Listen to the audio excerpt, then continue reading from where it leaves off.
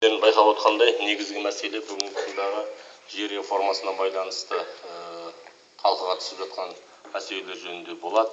Өткенде қоғамдық кеңестің кеңейтілген отырысы осында өткен. Сол кездегі ұсыныстар және қала тұрғындарын тарапынан болған ұсыныстарға байланысты бүгін ашық есік күнін өткізіп отырмыз. Сонымен біздің бүгінгі жиынымызда облыстық қоғамдық кеңестің төрағасы Имандосов Самрат Жұманұлы қазір өзі жүргізеді. Бұл кісі бір жағынан жер реформасы жөніндегі республикалық комиссияның мүшесі біздің облыстан. Өз екі отырысы өтті. Жалпы республикалық жер комиссиясы туралы және сонда атқарылып жатқан шаралар, алдағы мақсаттар сол бағытта бүгін әңгімелесеміз ғой деп ойлаймын. Сөз Самрат Жұманұлы өзіңізде.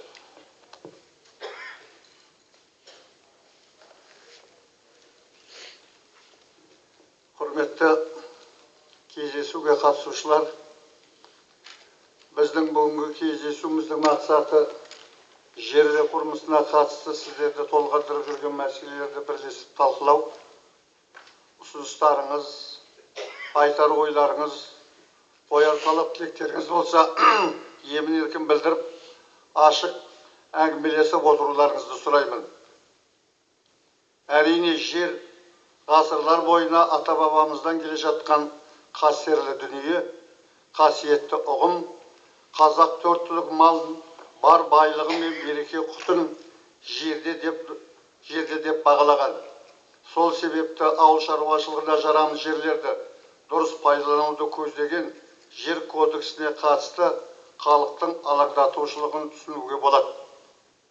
Осы орайда елбасының кодекстің резонанс берген кейбір бірқатар нормаларына келер жылға дейін мораторий жариялады. Ол оны халық жақсы қабылдап жатыр. Осы орайда үкімет басшысының орынбасары Сағынтаевтың төрағалығымен құрылған жер комиссиясы апта сайын әр сенбіде өз отырысын тұрақты өткізуде. Комиссия құрамында барлық аймақтардың өкілдері, парламент депутаттары, үкімет мүшелері, ғалымдар, ауыл шаруашылығы саласы қызметкерлері мен азаматтық белсенділер бар. Мен де сол комиссияның құрамындамын. Оның екі отырысы өтті. Өздеріңіз бұқаралық ақпарат құралдары арқылы, теледидар арқылы көріп отырсыздар. Бірінші отырысында комиссияның құрамы 75 адам болып бекіген үкіметте. Сол 75 комиссия мүшесінің 70-і бірінші отырысында қатысып, осы комиссияның жұмысын қалай қылып ұйымдастыру керек, сол комиссияның регламенті, келешек жұмыс істеу жоспары деген осы жерге байланысты сол комиссия мүшелерінің барлық 63-і түгелімен өздерінің ойларын ортаға салды. Одан кейін сол жерде келісіліп, келешек жұмысты ұқыпты, тиімді пайдалану үшін топ-топқа бөліп, мына комиссияның құрамын әр топтар арқылы 4 топқа бөлуді келіскен болатын тұғымыз. Кешегі соңғы екінші отырысында да сол комиссия мүшелерінің 68-і қатысты, соның 38-і тағы да сол жерде сол екінші отырыстың үстінде де бірсыпыра өздерінің ой пікірлерін ортаға салып, жаңағы келісім бойынша белгіленген 4 комиссиялардың құрамын бекіттік, солардың төрағаларын бекіттік. Ондағы айтылып отырған мәселе әрине осы жер, осы Қазақстанда қай азаматы болса да немқұрайлы қалдыра алмайды. Немқұрайлықта себебі сол жер ата-бабамыздан қалған мұра. Біз де қазіргі осы өмір сүріп жүргендер келешек ұрпаққа осы жерді сақтап, оның құнарлылығын сақтап, әрмен қарайда бізден кейінгі ұрпақтар тіршілік қылатындай жағдайда қалдыру міндетіміз екендігін бәріміз де түсінеміз. Соның ішінде негізгі айтылып жатырған мәселелер енді жерді жекешелендіру. Жекешелендіру керек па, керек емес па? Бірінші отырыста жаңағы негізінен осы мәселемен талқыладық. Ертең енді үшінші отырысы болады. Алдымыздағы сенбіде бұнда арендаға беретін жердің мерзімі менен сол аренда жөнінде талқыға түседі. Енді осы Қызылорда өңірінен мен сол облыс атынан қатысып отырған комиссия мүшесі ретінде өзімнің ой пікірлерімді жерге қатынасты осынан бірсыпыра маған арнап берген сұрақтарға, өтініштеріне, талап тілектеріне байланысты өзімнің ұсыныс көзқарасымды айтып жеткіздім. Жерді жекешелендіру жөнінде, оның қалай жекешелену керек, кімдерге жекешелену керек, арендаға байланысты ол қалай болады ұғым деген сияқты ұсыныс пікірлерімізді айтып қазір талқылаудамыз. Комиссияның негізгі міндеті осы елдегі барлық жер қатынастарына байланысты болып жатқан реформаны бүкіл осыған қызығушылық білдіретін елдің көлемінде жүріп халыққа түсіндіру, сол халықтың көздеген қалауының барлығын сол ескере отырып, мына енгізіліп жатқан реформаның қайсысына өзгерістер енгізу керек, қайсысына өзгерістер енгізбей сол қалпында қалдыру керек. Сол сияқты арендаға берудегі мәселені де түбегейлі нақтап, осы жылдың аяғына дейін бұл комиссия өздеріңіз білесіздер, елбасының тікелей тапсырмасымен үкіметтің басшысының бірінші орынбасары Сағынтаев басшылығымен құрылды. Сол осы жылдың аяғына шейін соны жинақтап, осы реформаға байланысты ұсынысымызды парламентке ұсынуымыз керек. Онда пікірталас болып жатқан еді, біреуі жерді жекешелендіру керек дейді, біреуі жекешелендірмеу керек дейді. Бірағына біздің барлығымыздың да жақсы қоғамның бәрімізге ортақ мүддесін, жеке басымыздың емес, жеке өзіміздің амбициямыз емес, бүкіл ел үшін, халық үшін тиімді салаларын жақтап, сол шешімді қабылдауымыз керек. Соған әдейі мінекей сіздерменен бүгін келіп кездескелі отырмыз. Сондықтан бұл жөніндегі кімнің қандай ойы бар, ұсыныстары бар, соның барлығын мен тыңдаймыз. Осында менімен бірге осы кездесуге бірсыпыра осыған байланысты департамент басшылары, қоғам мүшелері келіп қатысып отыр. Жер қатынасының осындағы департаменттің басшысы Қойшыбаев қатысып отыр. Қазір хабарлама жасауға сөз береміз. Жерді бақылау инспекциясы бар осы арада, басқа да осы арада осыған қатысты басшылықтың адамдардың өкілдерінің бәрі қатысуда. Сондықтан мен жер қатынасына байланысты департаменттің басшысына сөз берсем, сол дұрыс болады шығар деп ойлаймын. Сұрақтарыңыз болса, сұраңыздар. Басқа сұрақтарыңыз болса, дайындап отырыңыздар, шетінен сосын әңгімеге көшейік.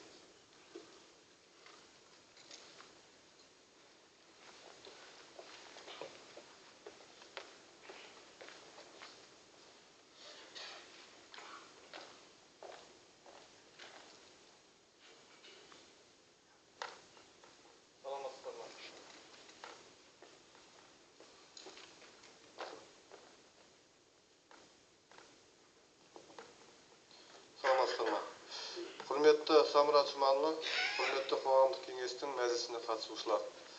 Өткен кеңестің отырысында да жер заңдылығына енгізілген өзгерістерге байланысты толыққанды баяндама жасағанмын. Және жоғарыда атап өткендей барлық өзгерістерге байланысты бұқаралық ақпарат құралдарынан сіздердің таныс екендеріңізді біле отырып, осыны қай баптар екенін қайталау қажет па, қажет емес пе деген сіздерге. Егер қажет емес деп ұсынысы бар, егер өздеріңіз білесіздер, мораторий жарияланды, Самұрат Жұманұлы жаңа атап өтті. Одан бөлек осы қоғамдық кеңестің жанында арнайы штаб бар. Бүгінгі айтылған ой пікірлер сол жерде хаттамаланып, жергілікті деңгейде атқарылатын жұмыстар, яғни қала әкімдігі мен аудан әкімдігі біздің тарапымыздан атқарылатын жұмыстар осы шешілетін мәселелер болса, осы жергілікті шешіледі, және республикалық деңгейде шешілу қажет деген сұрақтар сарапталып, штаб жұмысының қорытындысымен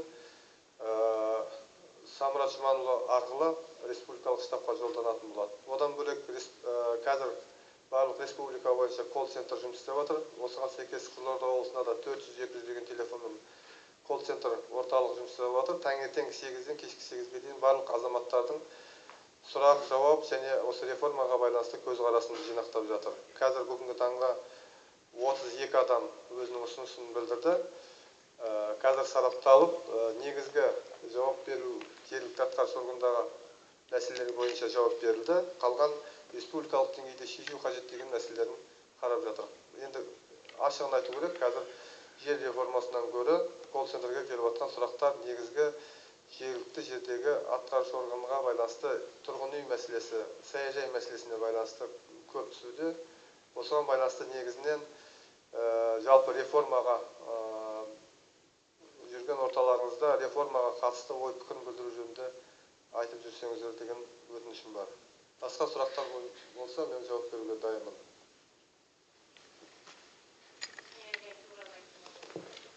Сұрақтарыңыз болса, аты жөніңізді айтсаңыздар.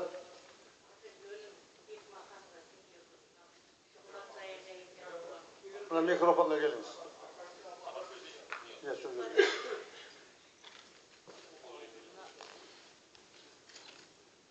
Шұғылат саяжайында болдық біз.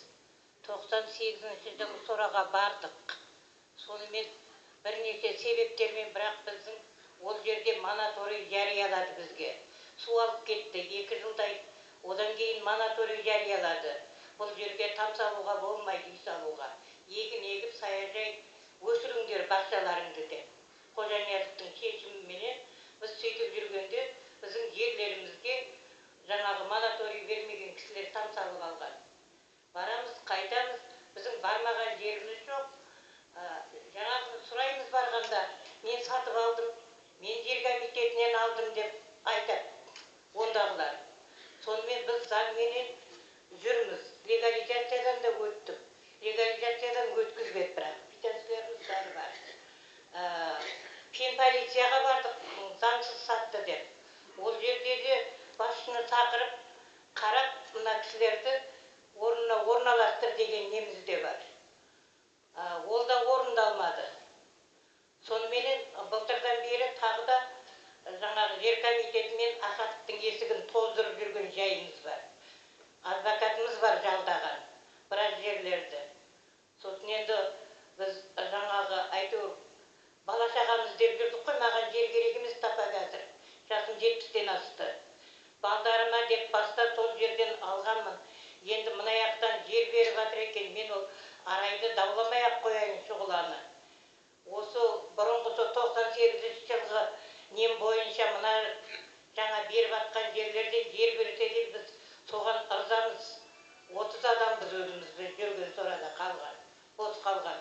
Қалғанда да бекар жүрген жоқ, біз мынау сол жердің гос актісі біздің қолымызда. Бұл актіні ешкім бізден сұрамайды да. Біз осыған сеніп сот қуып жүре бердік. Осы айтайын дегенім. Рахмет. Ернекүл апай, түсіндік. Қазір қысқаша айтайын енді. Бұл дәл осы жиналыстың үстінде шешілетін мәселе емес екен. Бірақ қала әкімінің орынбасары отыр осында, Айдын Қайруллаев. Мен өзіме жазып алдым.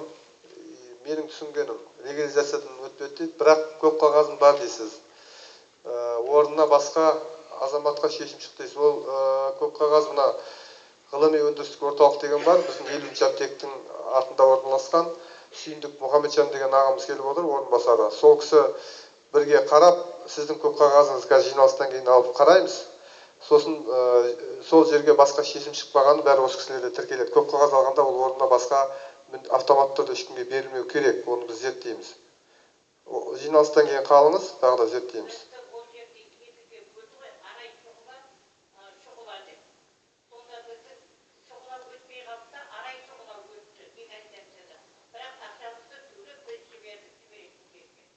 Түсіндім, қала әкімінің орынбасары Қайруллаевпен қазір бірге отырып жиналыстан кейін қараймыз. Қазір қаласыз бірге талқылайсыздар, әрмен қарай. Нақты сұрағым, Самұрат Жұманұлы, комиссия жұмысының сізді қоғамдық кеңестің төрағасы есебінен облыстың атынан бәріміздің осы Қызылорда өңірінің халқының ұстанымын комиссияда ойын білдіруге жіберген шығар облыстың басшылығы. Ең бірінші бір сұрақ қояйын, соған жауап берсеңіз, содан екінші сұрағымды қояйын. сіздің өзіңіздің ұстанымыңыз, жаңа айтып кеттіңіз ғой, менің өзім ойым деп. Негізінде халықтың, облыстың халқының ұстанымын жер заңы сатылуы және арендаға беру жөнінде ол комиссияда халықтың атынан сөйлеуіміз үшін бірінші осы кездесулер бірінші болу керек. Содан кейін барып сіз комиссияға өзіңіздің ойыңызды, халықтың ойын айтуыңыз керек. Енді кешегі екінші талқылауда сіз өзіңіздің атынан өзіңіздің ойыңызды айттыңыз ғой. Мен сіздің өзіңіздің ойыңызды білгім келіп тұр.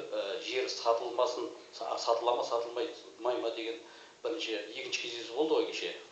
Сұрағы сол болды. Сол жөнінде.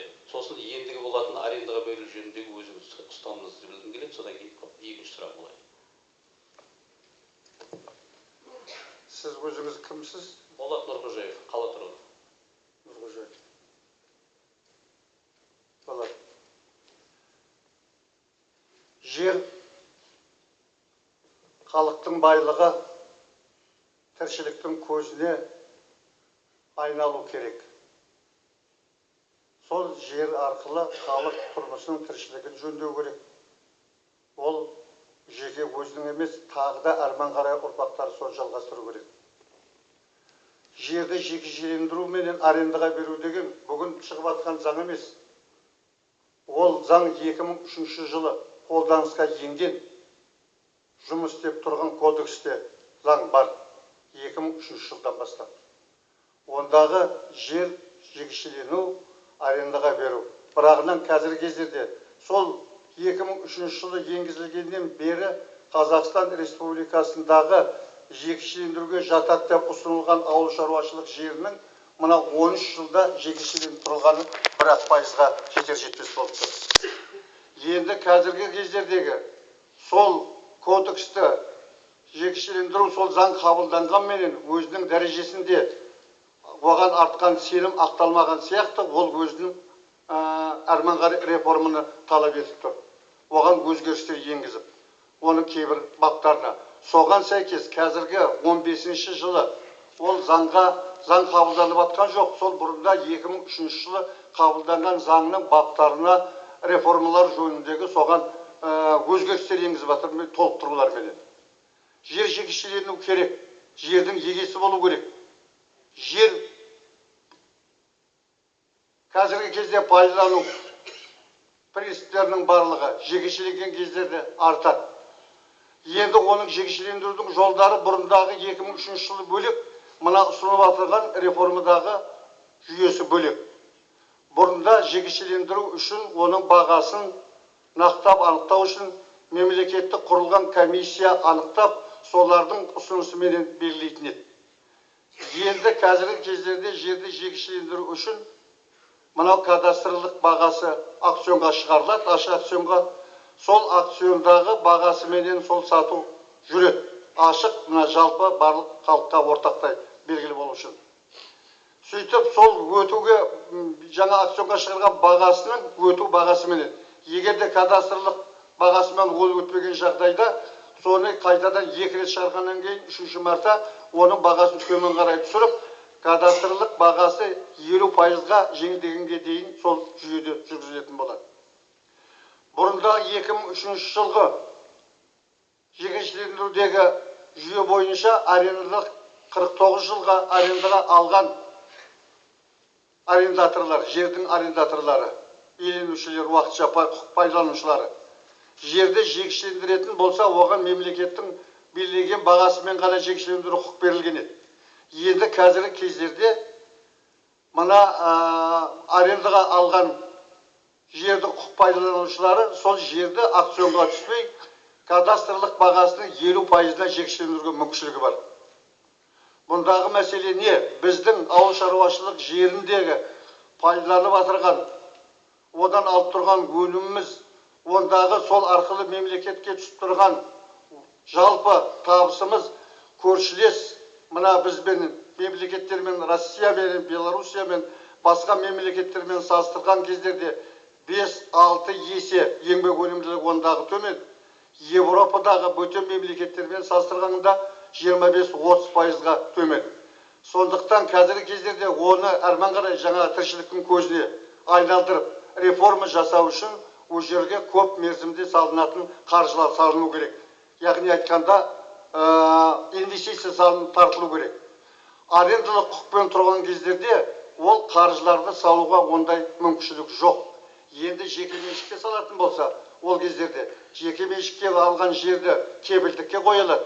Сосын ол жердің барлығы егері болғаннан кейін ол құнарлығымен одан алынатын өнімге жұмыс істейтін болады.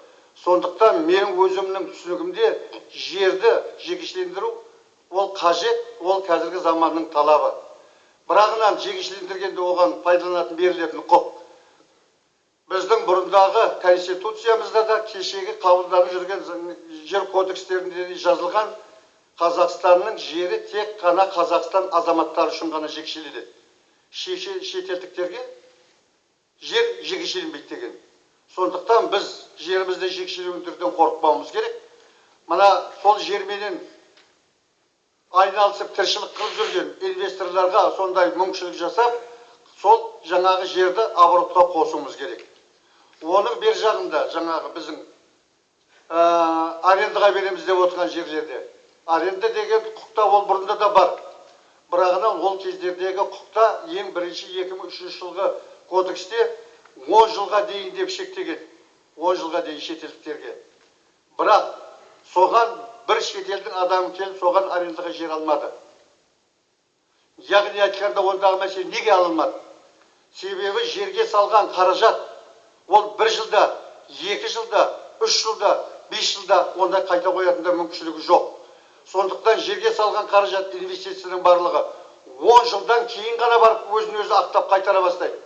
Сондықтан біз шетелдіктерге берем дегенде оның да құқықтарының бәрін шектеп, приграничный аудандардың барлығыдан ондай арендаға ондай шетелдіктерге берілмейді.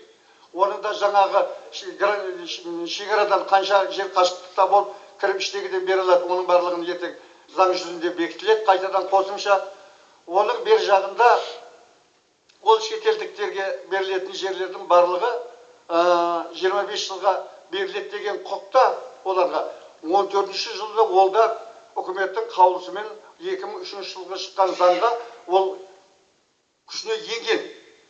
Бірағынан қазіргі кездердегі мына болып жатқан халықтың ортасындағы жаңа айтты ғой резонанстарға байланысты соның барлығына шектеу қойып мораторий жарияланып тұр. Сондықтан мен өз басым пікірімді білгім келсе, менің де айтып отырғаным 25 жылға шетелдікке болса да беруге болады. Себебі бізде ол жерді шетелдіктерге бергенде Қазақстанның азаматтары пайдаланып, соның пайдаланам деп жерлерін бәрін тартып алып берем деген ұғым жоқ.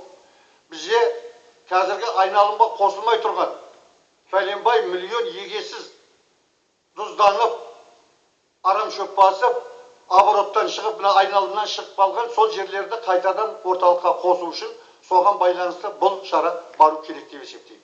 Түсіндім. Енді өткенде осы залда, осы жерде облыс әкімімен кездесуде оның алдында жастардың қаланың Facebook желісінің белсенділерімен облыс әкімінде кездесуде мен өз ұстанымды айтқам. Оны қайталап жатқым келмеген, бірақ негізінде сіз комиссия мүшесі болғасын сізге айтайын. Жердің өзіңнің меншігің болғандағы оған деген адамның көзқарасын, оған үстіне үй салу, басқа оған тыңайтқыш енгізіп, өзіңнің жерім деп пайдалануды, оны жақсартуды бәріміз білеміз. Бірақ сіз айтып отқан жаңағы халықтың қорқынышы, кешегі наразылығы, ең бірінші сол жердің сатылуында емес, сол сатылғанда әркімнің қолында кетпей ма, жең ұшынан жалғасып, көз қысты, бармақ бастымен бүгінгі ертеңгі шаруа ала ма, ала алмай ма.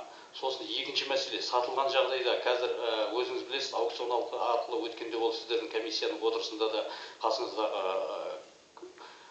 комиссия мүшелерінің аузынан шықты. Ертең жерді сатып алған жаңа өзіңіз айтқандай банкіге қояды. Ол ертең бізде рисковый земледелие дейді ғой, егін шықпай қалып, ол банкінің меншігіне кетіп қалған кепілдікті.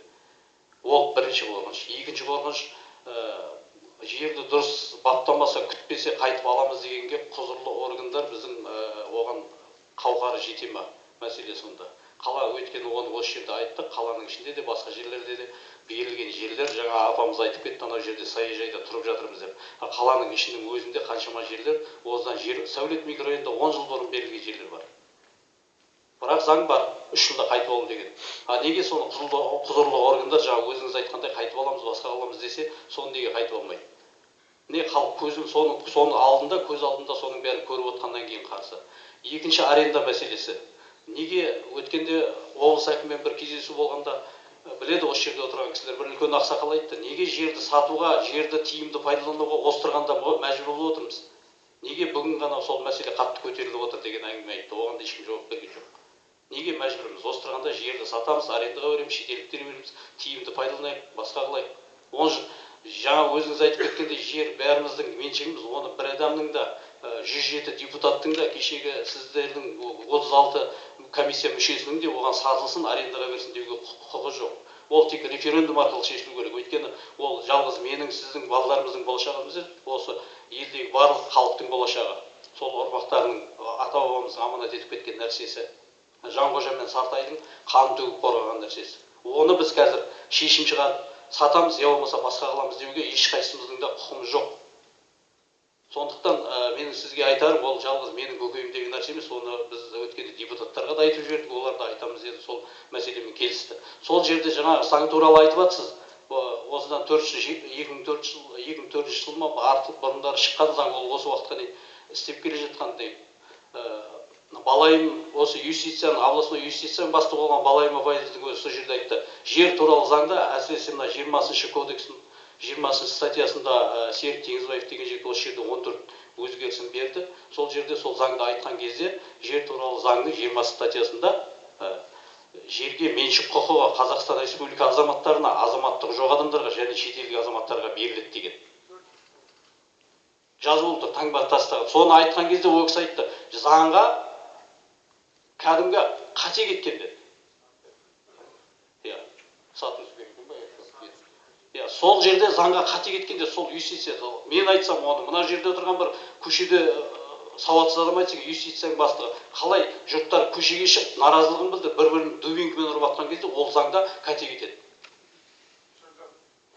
Сондықтан менің өз ойымда, осы жер менің өзімнің жанұямның ойда, жолдастарымда бірталай адам бар, оны хатта ертең жаңағы айтқан телефонға звондасын десе де звондаймын, жазбаша беруге де бармын, бірақ менің ойым, тап қазір елімізді жемқорлық жайлап тұрған кезде құзырлы органдар ол жерді қайтарып аламыз, басқа қыламыз дегенге ешқандай қауқары жоқ кезде жеңішінен жалғасу бар. Оны сізде, басқа да, даже президенттің өзі де мойындап отыр, қазір жоққа шығарылмайды ешкім.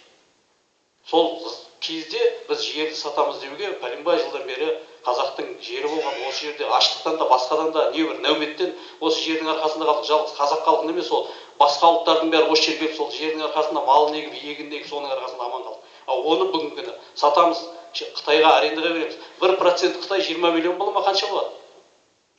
Жетіп жатыр бізге соны. Оған арендаға бергенде, мен өткенде айттым, облыс әкімімен кездесуде айттым. Осы жерде 32 миллион халқы бар, мынау отырған Өзбекстан елінің 10-15 мың азаматы бар. Соны кеше 4 күнде 1000 адамды ұстадық деді осы Қызылорда қаласында. 1000 адамды. 10-15 мың адамнан. Қайда қалған?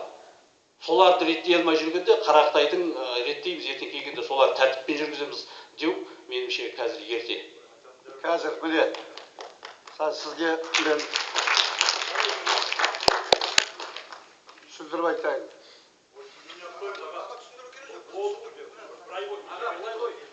Қазір кезектесейік.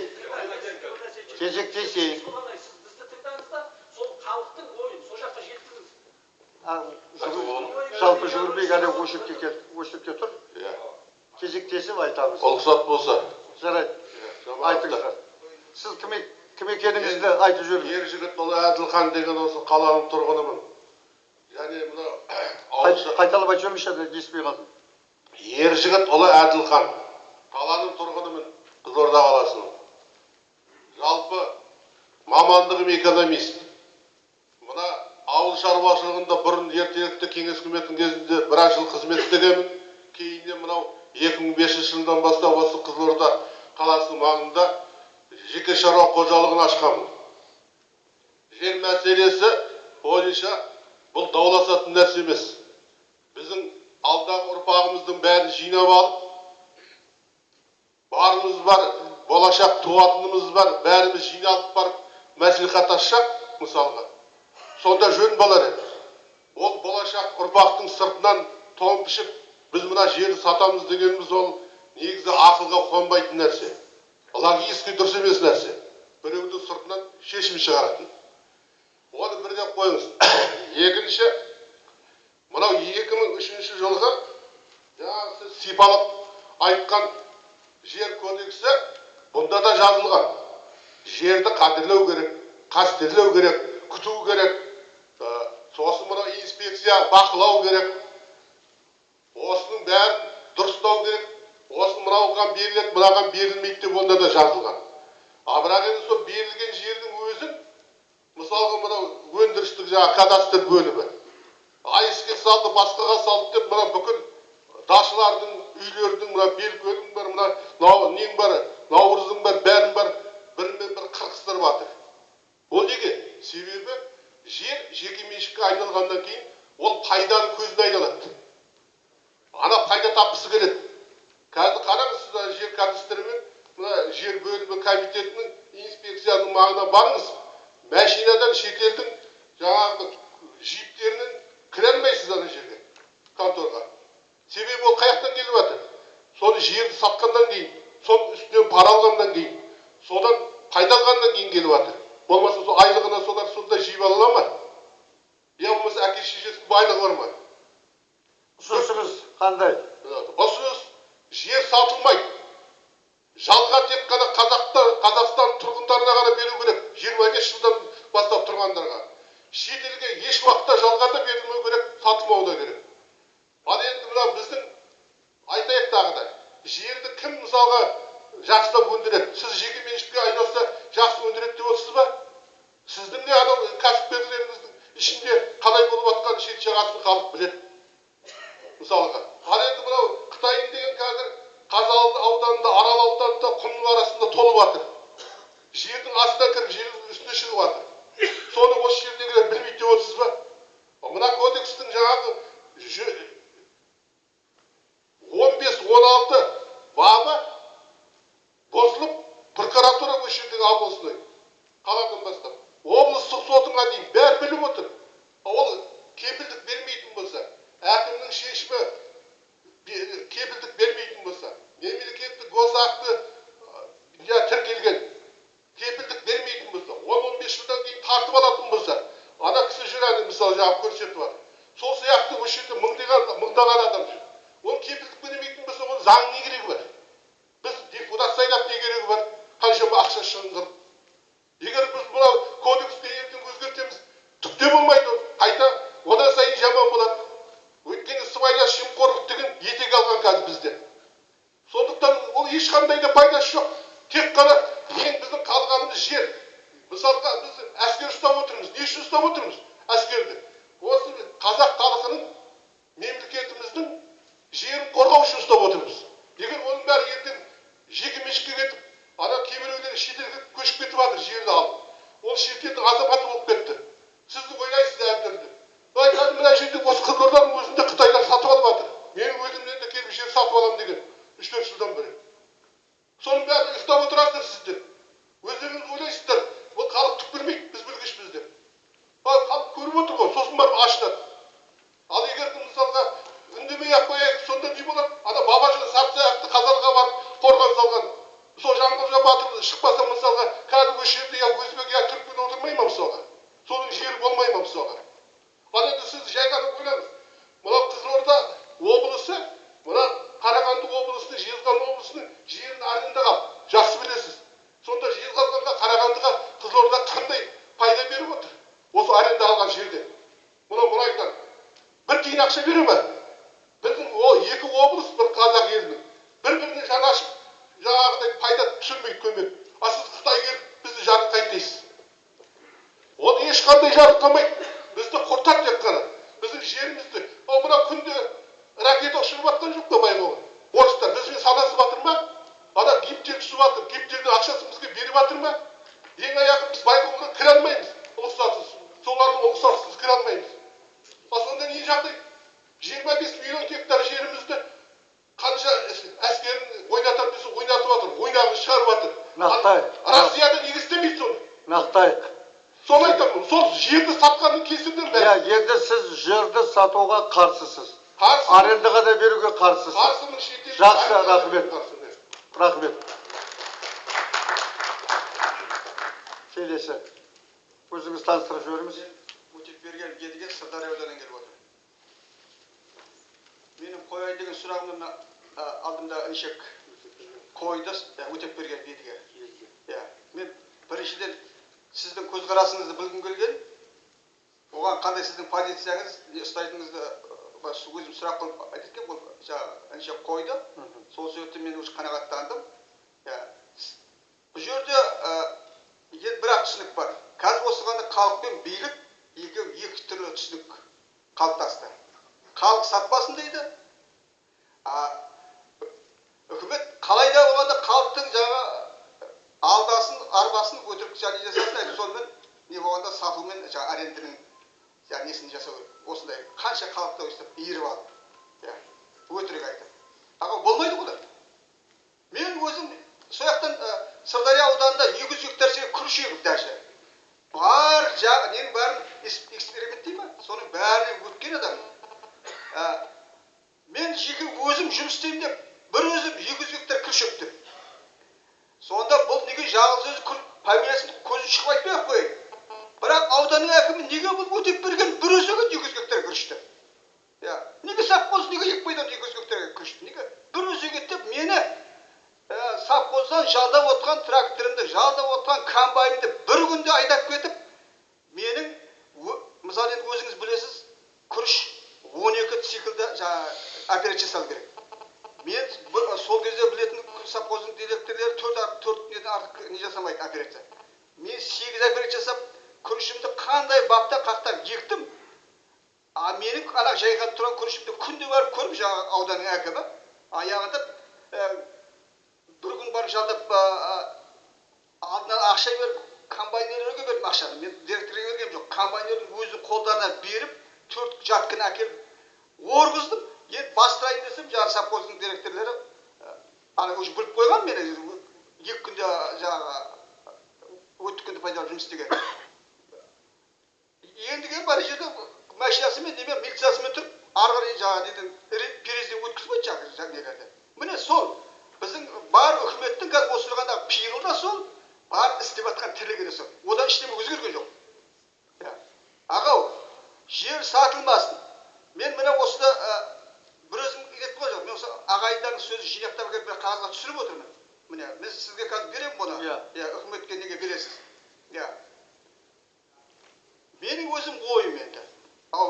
Мысалы сіз болмаса жаңағы комиссия мүшелерін қарасаң, бүткіл бәрі жаңағы ол жағдай жақсарып, ана фирманың директоры, мына шаруашылықтың директоры, анау болу керек, мынау болу керек деп дұрыс. Олар көзін тапқан адамдар. Болмаса жаңағы әкіммен ба, тағы біреудің жаңағы жеңіл жейпі несиесін алып, бөтен алып, жағдай жақсартып алған адамдар. Одан қалды жаңағы гектарлап күріш егіп, гектарлап бидай егіп, тек егді қазіргі мына сосын бір қатер, үкіметтік қатер көп қой, тізе берсең қатер көп. Мына ең бірінші қатер, субсидия дұрыс қатер бермейді, дұрыс не жасамаған. Инвестор ауылға келеді. Біз ойлайтымыз, инвестор деген жаңағы ел жарылқайды, экономикасын көтереді, техникасын алып береді, жаңағы жүзнесін. Қазіргі инвестор біздің Сырдария ауданы келген инвесторлар, мен осы 20 жылдың көлемінде көріп отырмын, Шапағат дейді, Алтын Орда дейді, мына көп келді. Бәрі қол жайып келеді. Бірақ ол қол жайып келгенде кім ол? Ол обязательно аудан әкімінің туысқаны, аудан әкімінің бірдемесі, я болмаса друг, мына несі, күштеп жаңағы неден алып береді. Енді қазір, мысалы ол инвестор, қалтасында қаражаты бар. Оған неге субсидия төленеді? Сол біреу ойланды ма? Ол сол субсидия байып отыр инвестор. Ұсынысыңыз не сөз айтасыз? Осы жер сатылмасын. Арендаға қатеге берілмесін. Маған осы, мен өзім емес, мына, даже қаным күйгеннен келіп, неге ақұдайлар үндемей жатыр деп, міне осы жерде отырмын, мен бір неге барғанда айтқан, неге ақұдайлар үндемей жатыр деп. Міне мен сол шырылдап шындық айтатын шектің баласын аға. Дұрыс па? Жер сатылмасын. Егер сіз осы позицияда тұратын болсаңыз, ол комиссия әлі шешілмейді деген несі жұмысы. Жақсы, түсінікті. Біз сізді сайлаған жоқпыз. Біз бірақ не береміз.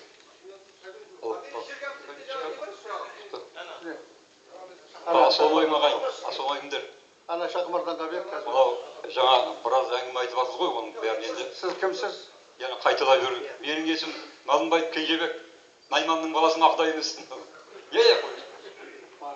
Бір сұрақ, егер ол жағы коммерческий тайна или үкіметтік жағы мемлекеттік құпия болмаса, жер комитетіне сұрақ қояйын деген. Қызылорда облысында әр аудан бойынша қанша жер сатылуға шығарайын деп тұр, қанша жер арендаға шығарайын деп тұр. Неге? Аукцион бойынша. Былайша қарап отырсақ, аукцион деген 5 класс баласы бар, сауаты бар адамға түсінікті нәрсе ғой. Мен талай аукционға түсіп жүрмін, жер алам деп. Миллионға дейін апардым жерді. Миллионға дейін. Бірақ аланмадым. Маңғыстауда кеше жаңа бір аудан әкімі айтады, жергілікті халықта 30 мың теңге ақша табылады ғой, 30 мың адам жер алады ғой дейді. 30 мыңға кім жер алады ғой? Мазақ қой. Өз аукцион болса. Сөзін жалғастырайын. Малынбай Кенжебекпін, осы Қызылорда қаласында тұрмын. Жаңағы айтылған сөздің бәрі сол халықтың ойындағы сөз деп ойлаймын. Қайта-қайта айта берудің қажеті жоқ деп ойлаймын. Бір сөз айта берген оның бәрі май шықпайды ғой. Халықтың сөзін естідіңіз ғой, жоғары жектесіз. Халық қарсы, ол жаңағы Қытайға сол шөбін жемей-ақ қазақ өмір сүріп жатқан пәлені жылдан бері. Ол әшейін әңгіме, оны үйтеміз, 2000 ғасыр болды, ол жер шіріп жатқан жоқ. Әшейін жоғары жақтың сылтауы, кәдімгі халықтың басын айналдырып, халықтың бас бейсіп қалды, не айтарын білмей қалды халық. Биліктен бір қорқады, депутаттың анау қашып жүріп сұрақ қойып жатса. Телевизордан бәрін көріп отырмыз. Бәрі естіген жоқпыз, бәлені естімейсіз, бәрі естіп отыр. Шырылдап жүрген әйтеуір жаңа Мұхтар Шаханов ағамыз, заң көзі қаяққа бар сол шырылдап. Соны жеткізіңіз, сосын мынаның ішінде бір не бар, соны сізге берейін рұқсат болса. Бұл бір кісінің сөзі, бірақ астына өзімнің немді жаздым, біреуге зиян тиіп кетпесін деп. Келіп тауып аларсыздар. Оған рұқсат па? Осы енді халықтың ойында жүрген нәрсе деп ойлаймын енді. Соны ертең нағыларсыздар енді. Бұлай артып кеткен жерім осы ағайын кешіріңіздер. Сіздердің талқылап жатқан жер реформасы туралы қуаныштымын өте. Мен басқа сұрақ бойынша келіп тұрмын. Өзім мамандығым мұғалім, 200 бітірген, бір математика, екінші история. Фамилияңыз кім? Алекбарова Оразкүл. Мынау жетім және ата-анасының қамқорлығынсыз қалған балалардың балалар үйінде 43 жыл жұмыс істегенмін және 3 жетім асырап ағамын. Қазіргі таңда менде 2 бала, біреуі үйленген, 2 кішкентай балам бар. Біреуі 1-ші класс оқиды, екіншісі 5 жасар садикке барады. Міне сондай қамқорлық жасап отқан мен сияқты мұғалімнің 8 сотық жерін мынау Сырдария ауданының әкімі, мына Самалақ саяжайында тұқым, мынау Ғалымжан Еркебай деген балам азаматқа рахметімді айтамын. Қайта-қайта, апа өтіпсеңіз, апа бүйтіпсеңіз, сіздің мынандай документіңіз керек, сізге мынандай сіздің жаңағы компьютерге енбей қалғансыз, картада жоқсыз деп менің жерімді бір кісіге беріп жіберіпті. Ол жердің жартысы 8 сотықты мен бір өзімнің оқығандығыма салып, 7-ші жылы оны жекешелендіргенмін және оған шамалы жері қосып алғанмын. Өзі әкем инвалид Отечественной войны, еңбегі Қазақстанға сіңген, бүкіл жаңағы қанымен, жанымен қорғаған кісі. Сол жердің балалары мен едім, әкемді жерледім, шешемді жерледім. Одан 2 балам, кішкентай 2 баламды өсірдім. Біреуі милиционер болып істейді, академия бітірді, екінші медицинада оқиды. Енді 3 жетім алып асырап, біреуін үйлендірдім. Енді 2 кішкентай бала бар.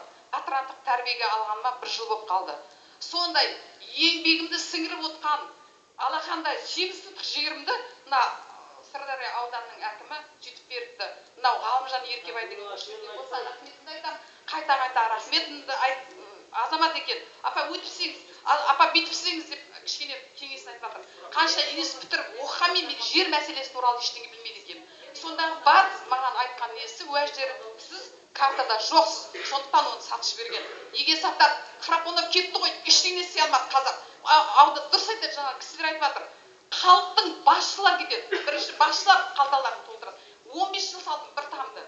Біреудің жерін этаждан айырбастап, бір бөлмелі үйімді жерге көштім. Соны 15 жыл салдым. Қалай салдым?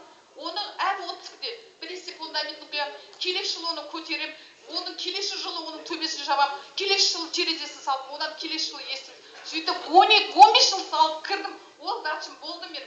Оның ішінде ағашы да болды. Әкем тірі кезінде екті, ішіне бәрін өзіне ектім. Ол кезде жас едім, ауырдым, екінші групп алып инвалид болдым. Бір бүйрегім жоқ, бауырдың жартысын алып тастаған. Енді қараңызшы, ана есікке бір лақтырады, мына есікке бір лақтырады. Одан қалай берсе сіздікі дұрыс емес. Сіз кезінде оқыған болсаңыз, неге айтпайды халыққа рекламаны жіберсе телевизорде мен көрем. Мысалы, сіздер жерлеріңізді заңдастырыңыздар. Сіздер картада жоқсыздар десе, мен неге жүгірмеймін? Жүгірем. Біздің кеше Қойшыбаев қаяқта собалаға рахмет, қандай сіздердің сұрақтарыңыз бар? Осындай 400-200 дегенге келіңіздер. Осындай телефонға сауалдарыңыз беріңіздер дегесін, соны естіп жүгіріп келіп тұр. Бүгін болатындығын сол баладан естім. Рахмет көп-көп. Қалай мысалы халық күйінбейді? Мен халықтың шығыватқанда балаларыма жылап зарладым, айналайындар. Біреудің қателігі үшін сендер өліп кетпеңдер, бармаңдар. Халық шешеді, үкімет шешеді деп сондай әңгімені насихаттайтын. Балам студент еді, былай ұстап отырдым. Осы халық неге көтерілмейді? 8 соттық жерімді қызған көрдіңіз ба? Әкімнің істегені, әкімнің шешімі тұр сонда. Егер мен соны соттасам, мен қалай соттасам? Менің оң жағымда қыз сіңілім жатыр. Күйеуі қарамады, онкологический ауру 4 рет операция жасаған. Оны мен егер қарамасам, мен оны күтпесем, мен қалай тастап кетіп сотпен жағаласып жүрейін ба? Айналайын, сен өлесің ғой. Сіз нақтаңызшы, жерімді аламын деп айтуым керек па? ойыңызды нақтаңызшы. Не мәселе бар сізде? Өте ыңғайсыз нәрсе ғой мынау. Өте ыңғайсыз нәрсе. Дұрыс көтеріліп тұр. Дұрыс көтеріліп тұр. Не проблема сізде? Сол жаңағы жерге берге, шетелге беруге қарсымын. Қазақстанның небір азаматтары бар, берілсін.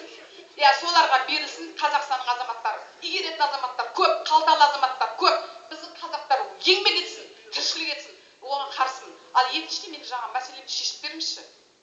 Қазір сіз қалай нафына?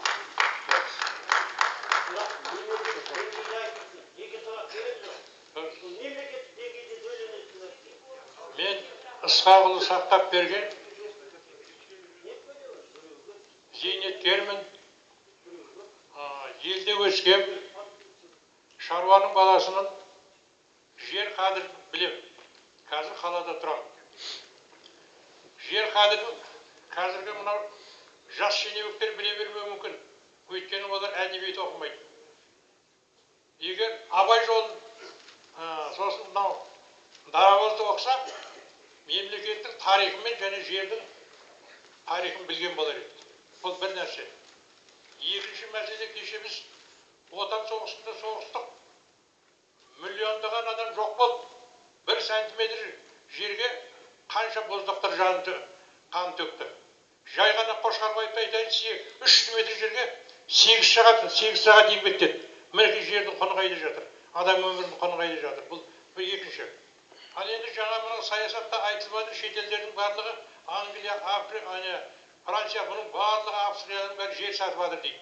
Мінекей мына жерде кішкентай ғана алақандай Монғолияның тәжірибесін алайық. Монғолия көршісіне 1 грамм жер сатып, 1 сотық жер сатпаған. Неге? Ол беріп тұр қашық жерде. А біз мына жерден көршіміз орыстарменен кәдімгі мына Қытайға иығымызды тығып тұрмыз. Қараңыз, Қытайға біз 25 жылда беретін болсақ, сол жерде 3 ұрпақ жалғасайын деп тұр. Келген адам 1 жылда оның қалтасында ақша бар. Мемлекет, Қытай мемлекеті біздің шетелге шығатын адамдарға қолдау жасап отыр. Қаржылай қолдау жасап отыр. Шық бар орналас дейді. Бұл егер келіп бізге орналасатын болса, сорлы 11 жылы мен көріп отырмын баспасөзден 850 қазақстандықтар шетелге тұрмысқа шыққан екен. Ертең ол келіп 23 жылға келетін болса, біздің қазағымыз бар, Қазақстанымыз бар. Сол біреуіне ол ақшасын төлейді, қайтсе де соған үйленеді, 25 жылда 3 ұрпақ болады. Ол жаңа келген жылы үйленеді, келесі жыл 9 айда бала келеді, 18 жылда ол үйленеді, сонымен Қытай бізде қалады. Ал шығарып көріңіз. Мысалға жай ғана кешегі Хрущевтің кезінде Бостандық ауданын берді Өзбекстанға. Біз ағалап жүргенде бір ауданға 6 ауданы сыйғызды. Сонымен 6 қалды. Не істедік? Істей алмаймыз ешнәрсе. Қазірде де өзбектер алақайлап отыр. Инвестиция болатын болса, мына Қазығұрттың шығыс жағын, Сарыағаштың жартысын анау Өзбекстаннан келіп сатып алса, біз мына бір жердегі отқан өзбектер жетіп барамыз деп отыр. Мінекей қайда жатыр. Сондықтан мен мысалға азамат ана, мысалға Шыңғыс Айтматов айтады, ана, жер ана. Мінекей қалай айтады? Біздің анамыз да жер, баратын жеріміз де жер. Сондықтан шетелге, әсіресе Қытайға бір сантиметр жалға беріп болмайды, сату емес. Жалға берілді ме, сол жерде ол қалды. Іші істей алмаймыз, өйткені арты мықты. Біз мына орысқа да беріп отырмыз ғой. Қанша гектарды шашып отыр, соның өтемақысын да ала алмай отырмыз. Оған өйткені ар жағы оның негізі мықты болып тұр. Сондықтан осы бастан біз өтеміз қазір. Біз енді өзіміздің ұрпағымызға тыныштық қалдырайық. Ертең біз не айтамыз ұрпақтарымызға? Соны ойлайық, біздің уақытымыз өтті. Аларымызды алдық, жерімізді жедік, бірақ ұрпағымыз бар. Жақсы. Осы. Мен нақты айтатын, сатылмасын, жалға да берілмесін. Мен қойсам бола ма? Күтіп тұрған еді, мен қойсам бола ма? Пожалуйста. Әйелдерге күресесіз.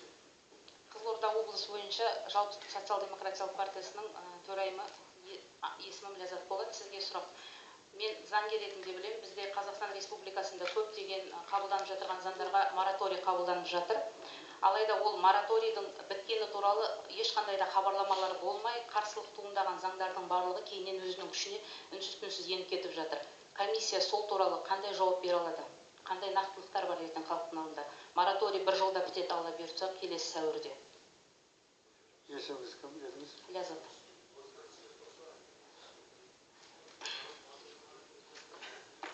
Мораторияны елбасының жарлығыменен сол қалпында тұрады.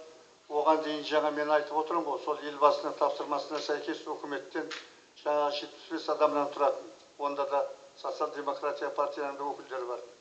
Онда Алаштың да өкілдері бар. Онда Нұр Отанның да өкілдері бар. Мен сізге түзету енгізейін, Алаштың барлық қозғалысының мүшелерінің өз еріктерімен бастарын тартып шығып кетті.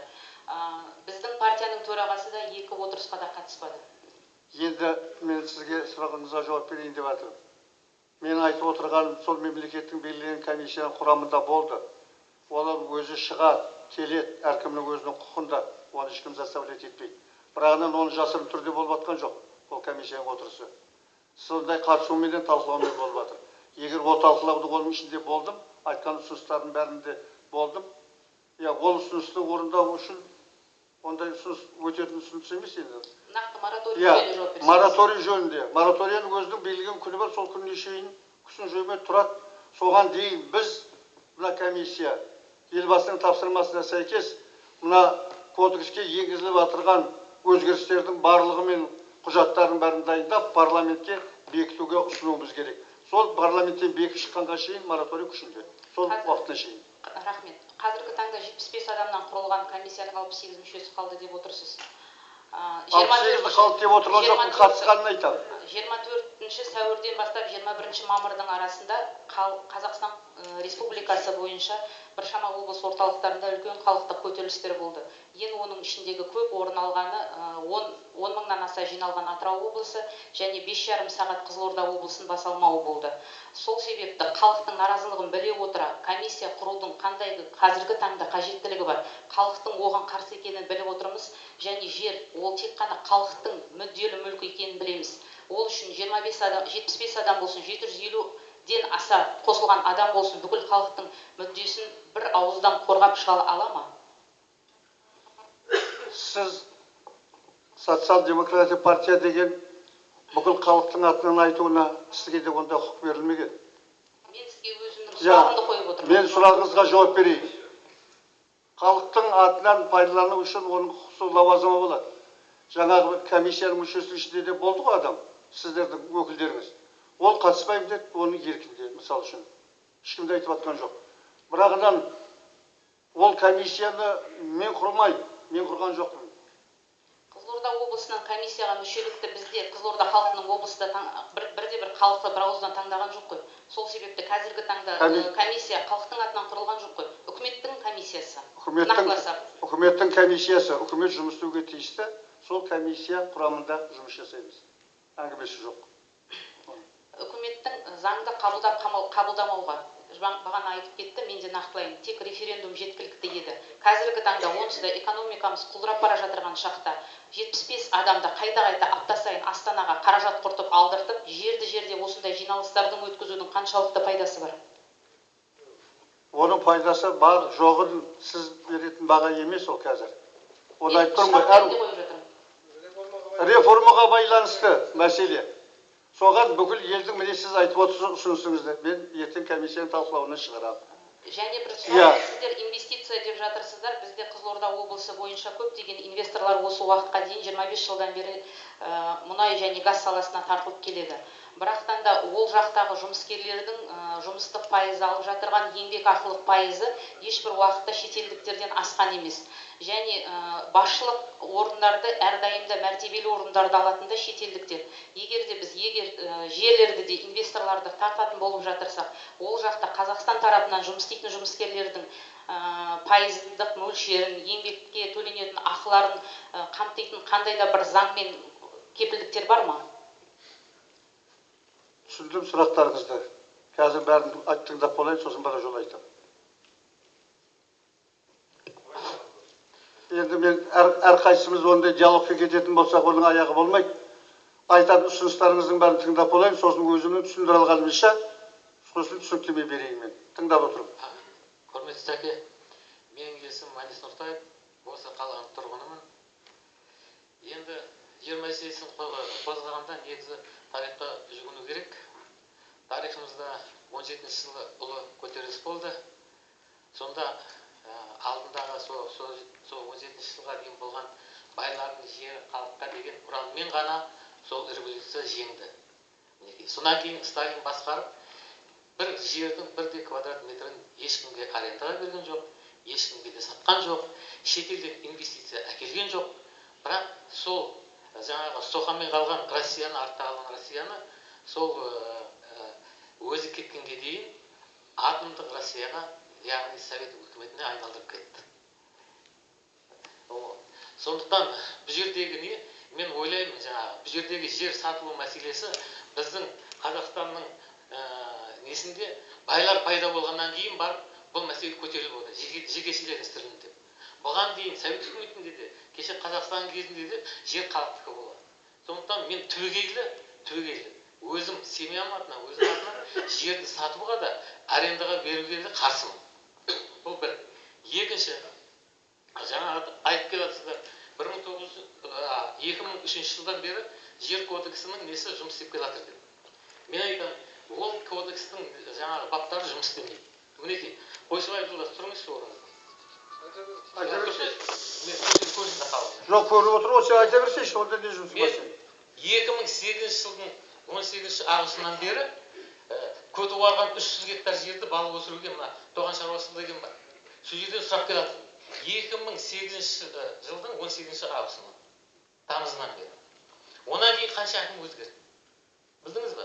Ол екі жобамды облыстық жаңағы аумақтық комиссия бар, не дейді жаңағы? РКС деген. Екі рет өткіздім. 2011 жылы өткіздім. 2014 жылы өткіздім. 2013 жылы мына Қойшыбаев жолдас қатысты. Біз жаңағы сол РКС өткізердің алдында 15 күн бұрын проектімізді ұсынамыз, бәріне жаңағы управление басшылары арасының алдына апарып тастаймыз. Сол неде келгенде отырып айтады жаңағы, қарап 15 күн таныссын дейміз ғой, жерге қатысы бар. Келіп сол РКС-ті айтады, ол жеріңіз сіздің зайынды, сондықтан сіз тағы тексертіп беріңіз дейді жаңағы. Сол кезде мен ашылған міндім жаңағы. Сен компьютерде отырып алдыңда, ол жер бос па, бос емес па? Мен жүрем. Мен енді қайттан кеттім, жарты жылдан кейін барып жаңағы, ол жер зайынды ма, зайынды емес па білсем, сол екі ортада жаңағы құс фабрикасын салатын біреуге беріп жіберді. Менің арзым 2008 жылдың 18 августынан жатыр. Білдіңіз ба? Енді тағы бір жерім алады да жаңағы маған берудің орнына жоқ, СПК-ға беріп жіберді. СПК не істейді? Енді СПК біреуге оны қайдан жаңағы СПК-ны ұйымдастырған себебі кәсіпкерлерге көмектессін деген мемлекет тарапынан. Ол келіп жаңағы СПК біреуге барлығына жаңағы арендаға беріп отыр ол жерде. Сонда қалай жаңағы? Бұл жерде жаңағы бұл не жер, бұл жерде жер мәселесі емес көтеріліп отқан.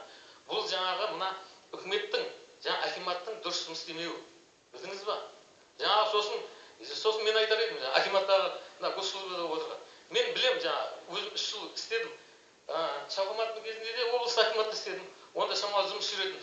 Қазір 3 жыл жұмыс істегенмін осы неден бастап. Сонда ана жерге нетіп жаңағы. Енді қараңыз, 2013 жылы, 2011 жылы неге жаңағы Масимовтың распоряжениесі келді.